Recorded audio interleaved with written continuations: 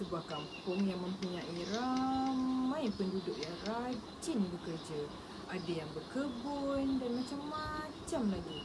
Semua sibuk. Tapi ada seorang budak lelaki yang agak nakal. Dia tak suka membantu orang-orang kampung atau kedua ibu bapanya sendiri.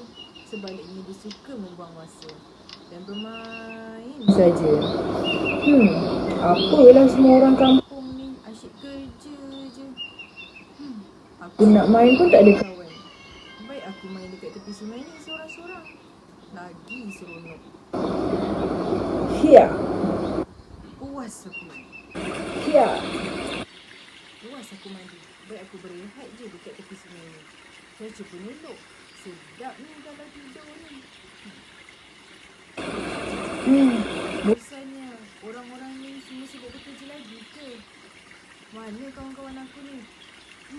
Mana mereka pergi ya? Ni tak boleh jadi ni. Tiba-tiba dia mendapat idea. Apa kata kalau aku cakap ada serigala yang datang serang aku? Mesti mereka melari pukang-pukang. Mesti seronok.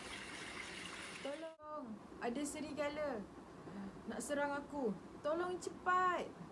Dia menjerit sekuat hati dan orang kampung berlari-lari ke arah budak lelaki itu dengan kebingungan. Kerana setakat ini belum pernah ada lagi serigala masuk ke kampung ini.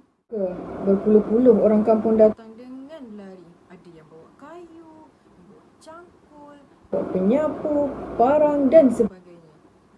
Cepat-cepat jangan bagi serigala itu cederakan budak lelaki tersebut, kata salah seorang orang kampung itu. Mana serigala tadi? Dari mana dia datang? Dekat mana dia menyorok? Budak lelaki itu menunding jari ke arah semak itu. Dekat semak tu. Orang kampung mula menebas semua semak-semak itu. Tak ada pun. Mana serigala ni? Betul ke ada serigala datang tadi ni? Lalu budak itu pun ketawa terbahak-bahak. Kamu semua kena tipu dengan aku. Mana ada serigala kat sini? Aku acah je. Mana boleh kamu menipu benda sebegini? Ini perkara yang serius. Kamu tidak boleh bercakap bohong. Apa aku peduli? Kamu semua sudah kena tipu dengan aku. Nakal kan budak tu. Setelah serigala tersebut lagi dia pukang masuk ke dalam semak. Barulah lagi budak lelaki tersebut datang soft. Dia cakap dan dia meminta maaf ke semua penduduk kampung. Dia cakap, dia kata, saya minta maaf, saya berjanji tidak akan bercakap bohong lagi. Saya sudah menyesal. Saya minta maaf. Dengan menggunakan muka yang sedih, sayu, seakan minta simpati.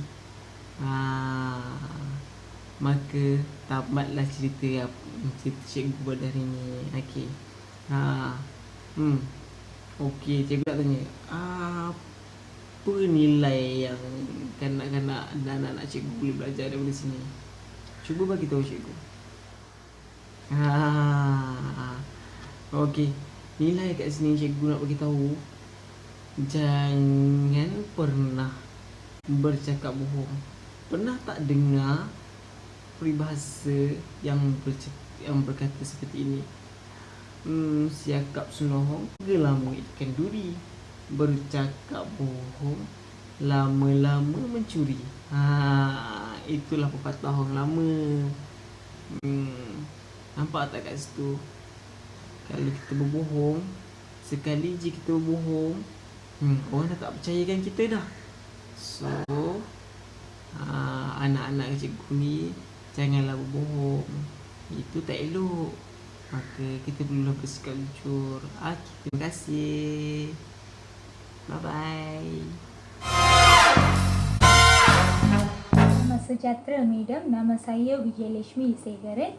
Saya dari kumpulan 11.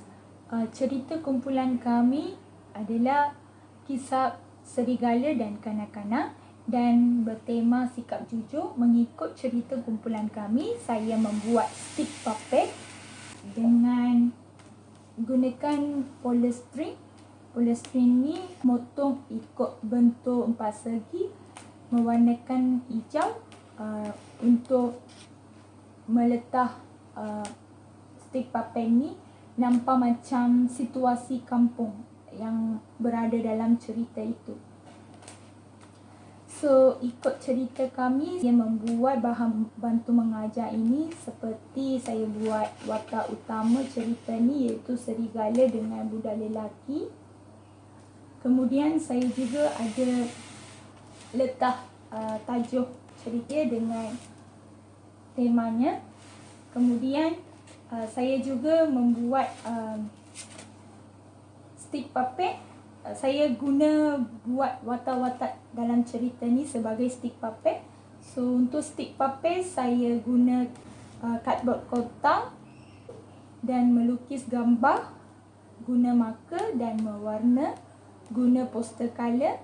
Kemudian saya potong ikut bentuk dan saya guna stick warna-warni ni untuk tampal di bahagian belakang. Guna selotip tampal di bahagian belakang dan akhirnya ianya nampak seperti stick puppet.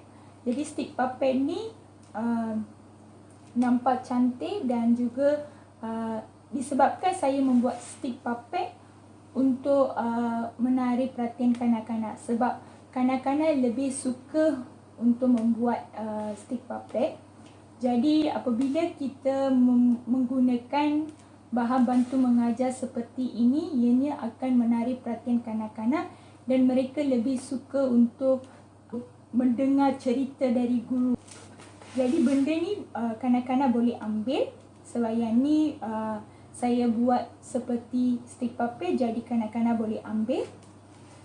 Kemudian saya juga guna cardboard kotak untuk melukis gambar. Ini bagi background untuk waktu pagi dengan yang ini bagi background untuk hutan.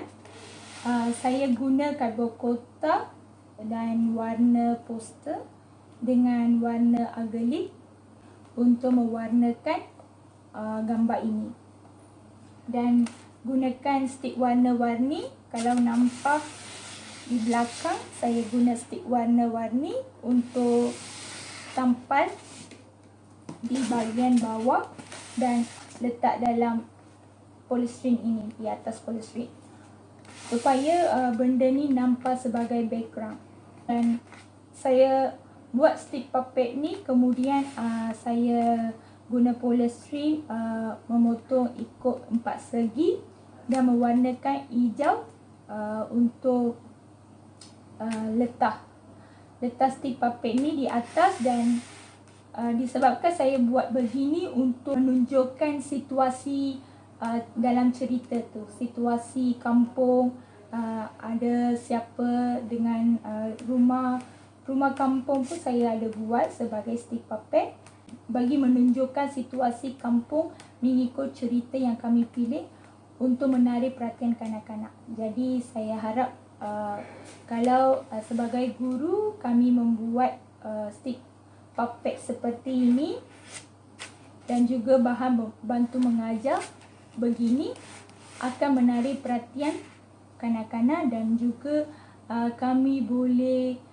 senang bercerita sesuatu cerita dekat kanak-kanak supaya mereka mudah faham dan mereka ingat. Apabila kita bercerita guna bahan bantu mengajar seperti ini, kanak-kanak lebih suka untuk mendengar bercerita daripada guru dan mereka juga mempelajari tentang cara membuat stick puppet. Sebagai cikgu harus menggunakan bahan bantu mengajar untuk kanak-kanak lebih faham tentang cerita itu. Itu saja daripada saya. Sekian, terima kasih. Stick warna-warni, kalau nampak di belakang saya guna stick warna-warni untuk tampal di bahagian bawah dan letak dalam polystyrene ini, di atas polystyrene, supaya benda ni nampak sebagai background. Dan saya buat stick puppet ni, kemudian saya guna polystyrene memotong ikut 4 segi dan mewarnakan hijau untuk letak stick puppet ni di atas. Dan disebabkan saya buat begini untuk menunjukkan situasi dalam cerita tu, situasi kampung, ada siapa dengan rumah kampung pun saya ada buat sebagai stick puppet bagi menunjukkan situasi kampung mengikut cerita yang kami pilih untuk menarik perhatian kanak-kanak. Jadi saya harap kalau sebagai guru kami membuat stick puppet seperti ini dan juga bahan bantu mengajar begini akan menarik perhatian kanak-kanak dan juga kami boleh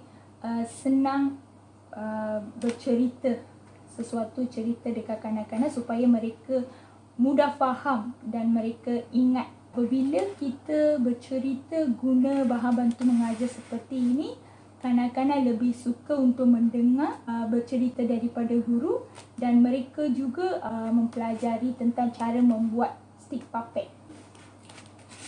Sebagai cikgu harus menggunakan bahan bantu mengajar untuk kanak-kanak lebih faham tentang cerita itu.